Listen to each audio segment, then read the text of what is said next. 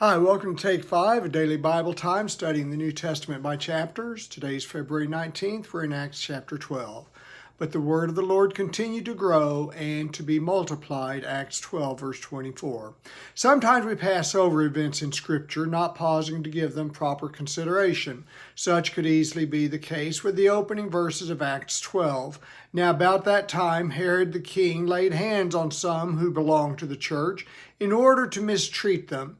And he had James, the brother of John, put to death with the sword. And he saw that it pleased the Jews. He proceeded to arrest Peter also. Most preaching rushes past what was just said and hurries on to Peter's arrest and his miraculous freeing from prison by the work of God angels. But pause a moment to absorb all that is going on along with these events. This is King Herod, who had beheaded John the Baptist and had Jesus beaten and sent back to Pilate for death. Herod was not a Jew, but a Roman by nationality. His rise to power largely due to his father's good relationship with Julius Caesar. This is a year following the crucifixion of Christ, the king returning to Jerusalem for another Passover. He was glad to put James to death, closely followed by Peter, for all of this was tied in his mind with the haunting memory of John the Baptist, and he wished to see this whole matter wiped away. Beyond the story of Herod and Peter's miraculous release, there is a personal story here, for James, Peter, and John formed the triumvirate of the apostles closest to Christ, with James and John being actual blood brothers.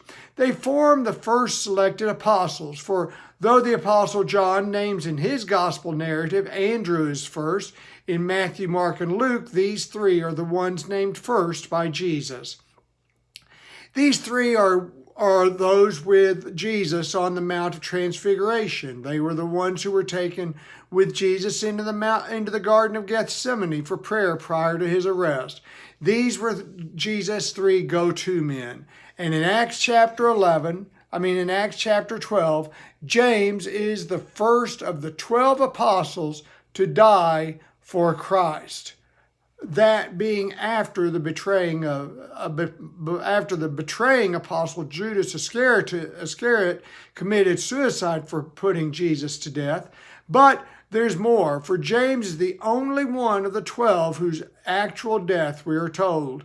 We have historical accounts and legends regarding the others, but in no other books or letters are the deaths mentioned of the other 11. With this background in mind, we can see that there is a lot going on. Herod has put one of the apostles to death, and Peter is next in line. The king has no intention of this being botched, as had happened with the priests and Pharisees the year before when Christ's body disappeared after being put to death. Herod has 16 soldiers watching over the apostle, 2 being chained on either side of him. What was Peter doing while awaiting execution? Sleeping.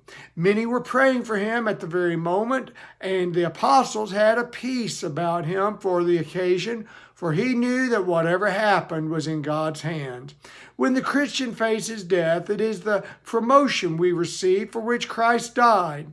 The one who should worry about death is the lost individual. Peter had a perfect calmness to himself. It had been Peter just months earlier who, with the church, had rejoiced in being considered worthy to suffer shame for Christ's name's sake. There had been an earlier moment when Peter had denied even knowing Christ. Now, truly Peter was at rest to die for Jesus. So here we are offered the contrast. James is put to death and Peter is miraculously released. James' work on earth was completed. Peter still had much to do in travels and writings. It didn't have to be this way. God sent direct intervention. As for Herod, he was so angry. There was no explanation as to what had occurred. The soldiers are put to death and the king leaves Jerusalem in humiliation. Not long afterwards, Herod too would die, and Scripture indicates it would be over his pride. This is in contrast to what God was accomplishing. The word of the Lord was continued to grow and multiply. Herod was able to put others to death, James, but not outside the will of God, Peter, and the king was unable to keep himself alive. Obviously, his role here on earth as well being completed. The best example of facing death is seen in Peter, to know that it will come not a minute too soon nor a minute too late. Life and death are ordered by God. Thanks for being here today. Now may God's grace and peace be ours as we seek to live our utmost for His highest. Have a great day. We'll see you tomorrow. Bye now.